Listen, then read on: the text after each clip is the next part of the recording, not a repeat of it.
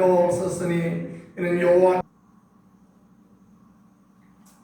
오늘 아침에 사무엘상 26장 말씀인데요, 무엇을 쫓아가십니까? 그런 제목으로 주님 말씀 나누도록 하겠습니다. 이전에 부르던 찬양 중에 무지개를 찾아다니시나요? 그런 찬양이 있었는데 아십니까? 무지개를 찾아다니시나요? 돌고 도는 생활 하시나요? 뭐 이런 찬양이었는데 뭐였습니까? 우리 최동선 목사님 아시는 것 같은데 내용이 그렇습니다. 무지개를 찾아다니시나요? 돌고 도는 생활을 하시나요? 헛된 모든 꿈을 다 가지고 살아가시나요? 뭐 그런 내용이었습니다. 드려요, 모두 다 주님께 드려. 깨진 꿈, 상한 마음, 지친 몸 모두 다 주님께 드려요. 그러면 주님이 더 좋은 길 인도하시겠다, 뭐 그런 내용이었던 것 같습니다. 우리는 무엇을 쫓아가는 인생을 살아가는 때가 참 많습니다. 모든 사람이 쫓아가는 게 있어요. 사울은 무엇을 쫓아가고 있었습니까? 다윗을 쫓아가고 있었죠. 그러니까 계속해서 전쟁이 없으면 계속 다윗을 쫓아가서 죽이려고 하는 그런 인생을 살아가고 있습니다. 왜 그런 마음이 그 가운데 있었겠습니까? 비교의식 때문에, 열등감 때문에 그렇습니다. 전쟁에 돌아올 때 여인들이 춤추며 사울이 죽인 자는 천천히요, 다윗이 죽인 자는 만만이다. 그러니 그 소리를 듣고 열등감에 사로잡혀서 나는 골리앗을 이기지 못했는데 저놈은 골리앗을 이겼다.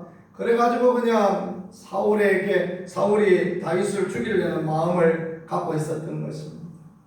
자기에 대한 패배의식, 비교의식, 열등감이 결국은 다윗을 죽이려고 합니다.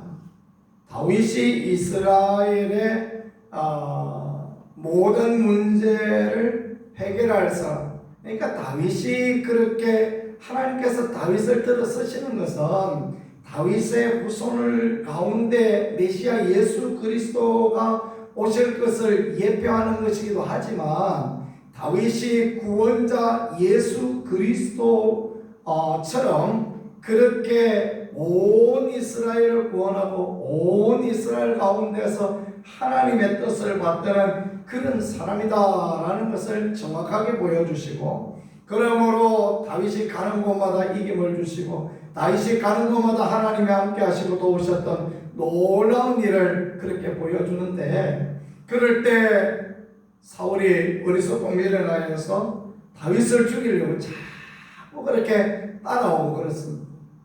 그러나 닥쳤던 게 지붕 쳐다본다고 도저히 그 다윗을 따라갈 수 없습니다. 왜냐하면 하나님께서 다윗을 지키시고 하나님께서 보호하시고 있기 때문에 그런 것입니다.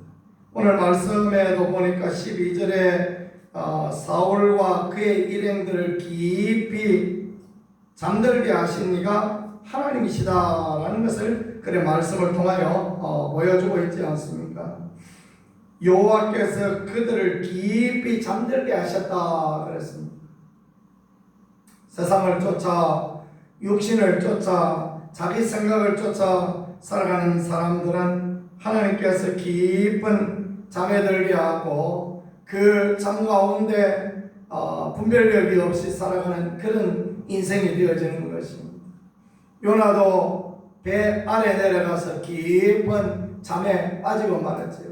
신앙생활도 그렇습니다. 육신을 따라 내 원함을 따라 살다가 보면 깊은 영적인 잠에 빠져 무엇이 무엇인지 분별력이 없는 그런 인생을 살게 되어지는 것입니다.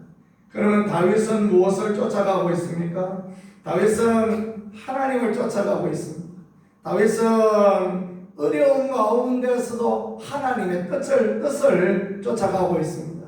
그래서 그일라에 블레셋이 쳐들어왔을 때 그때 사람들이 전부 반대하지만 다윗은 하나님 앞에 묻습니다. 하나님, 내가 이 전쟁에 그일라에 블레셋 사람을 치러 가리까? 그때 하나님께서 올라가라 말씀하시고 따라갔더니 어떻습니까? 다윗은 소수의 군사를 가지고도 블레셋을 이길 수 있는 하나님의 은혜를 주시고 하나님의 축복을 주셨던 것을 봅니다. 오늘 말씀도 그렇습니다. 오늘 말씀에 다윗과 함께하였던 그 다윗의 장수 아비새, 아비새는 참 용맹한 장수이죠. 아비새가 다윗에게 말합니다. 사울이 지금 잠들었다. 깊은 잠에 빠져서 사람이 오는지 가는지 모르고 사울의 병사 3,000명도 다 깊은 잠에 빠졌으니까 나한테 명령을 내려서 참으로 그냥 그를 땅에 꽂게 하라. 한 번이면 족하다. 두 번 할 것도 없다. 그렇지만 다윗은 그것을 만류합니다. 왜냐하면 하나님의 기름 부은 자를 치면 죄가 없겠느냐. 그렇게 말하므로 그는 그 일을 만류합니다. 그랬더니 하나님께서 어떻게 하십니까? 다윗의 인생 동안 다윗을 대적하려는 사람들에게서 늘 보호하시고 은혜를 주셨던 것을 봅니다. 심지어 아들 압살롬까지 일어나 반대하지만 압살롬까지 반란을 일으키지만 못 이기게 하십니다. 왜냐하면 다윗도 하나님의 기름 부음 받은 사람이기 때문에 그런 것입니다. 그리고 다윗은 무엇 말을 합니까? 하나님께서 여호와 하나님께서 그를 치실 거다라고 그런 고백을 하죠. 그러니까 진짜 사울은 전쟁에서 그의 아들들과 함께 하나님의 치심으로 죽게 되어지는 그런 부분을 봅니다.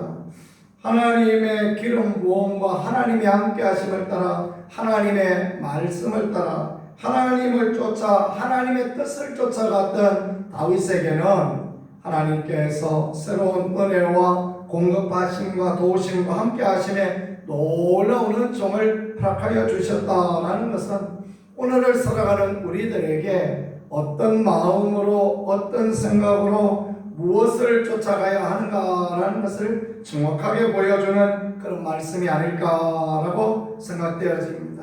이 땅에 발을 디디고 사는 날 동안 우리는 많은 이 땅의 것들 우리의 필요를 보게 되어집니다. 그러나 필요를 쫓아 따라가지 아니하고 너희는 먼저 그의 나라와 그의 의를 구하라. 그러면 이 모든 것을 너에게 더하시리라 말씀하신 것처럼 하나님의 뜻을 쫓아가고 하나님의 기뻐하심을 쫓아가고 하나님의 원하심을 쫓아가면 눈앞에 당장 내 이익을 위하여 창으로 찌를 수 있을 것 같은 그런 상황에서도 하나님의 인도와 도우심을 구하면 하나님은 반드시 그 인생 가운데 살아계신 하나님 능력의 하나님을 경험할 수 있도록 그렇게 도와주시고 함께하여 주실 것입니다. 세상을 따라 세상을 쫓아 육신을 쫓아가는 자가 아니라 하나님의 말씀을 쫓아 하나님의 뜻을 쫓아 하나님의 기뻐하심을 쫓아갈 수 있는 우리가 되어진다면 우리 모두 다윗과 같은 은혜를 누리게 되어질 것입니다. 그런 모든 은혜 누리는 우리가 되어지며 하나님의 기쁨이 되는 복된 하루 되어질 수 있기를 예수 그리스도 이름으로 간절히 축복합니다. 말씀을 생각하며 같이 우리 기도하겠습니다. 하나님, 우리로 하나님을 쫓아가는 거룩한 믿음의 백성 되게 도와주옵소서. 주의 말씀을 주의 뜻을 하나님이 기뻐하시는 거룩한 길을 가는 우리가 되어질 수 있게 도와주옵소서. 두 손 들고 주의 문하고 같이 기도하겠습니다.